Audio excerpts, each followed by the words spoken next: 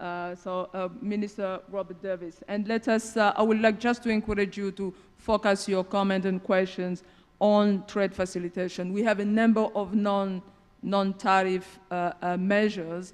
Let us focus on trade facilitation. And by trade facilitation, very simply put, what is it that could be done to move goods in a faster, cheaper, and shorter way at really across borders.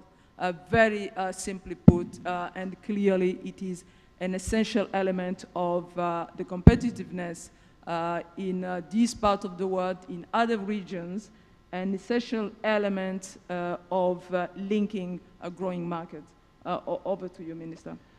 Yeah, I think it's important, while we all agree that trade facilitation is an important issue, and while we are all negotiating in the WTO on trade facilitation, I think it's important that we don't just hold this up as some other kind of magic bullet that's going to solve all the problems in the international trading system. I think there is a danger that we fall into that.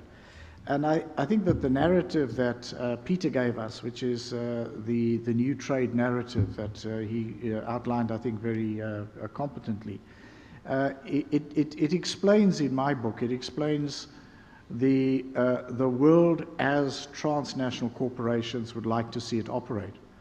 But from the point of view of developing countries, it may not be also the ideal for many developing countries. Many developing countries, as I was pointing out, are located in global value chains, are part of global value chains, but are at the bottom of the global value chains. And the challenge and issue they find is how do you move further up those global value chains?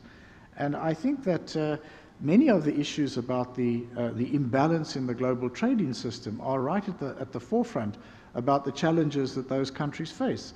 I mean, for example, I don't think we can deal with trade facilitation without recognizing that there continue to be some huge and very damaging distortions to global agricultural markets.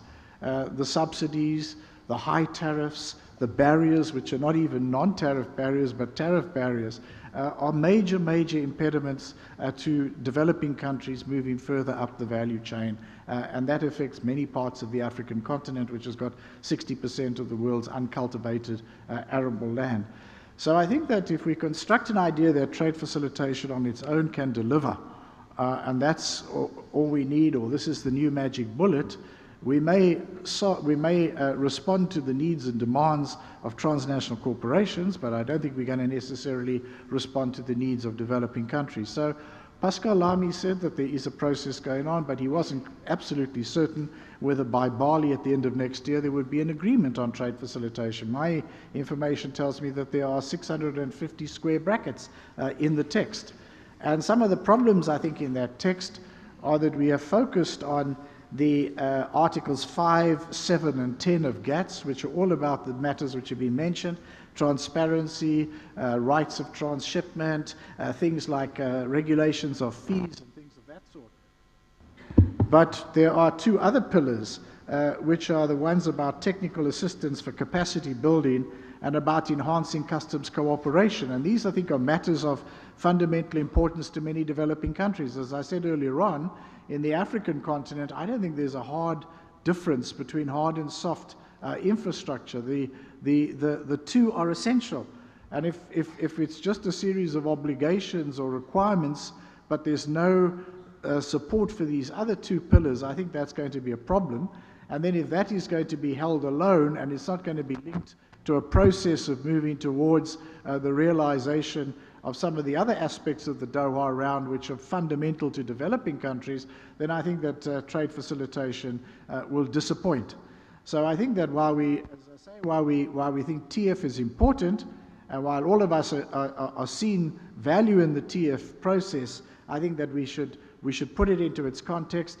Developing countries fundamentally have got to move up the value chain.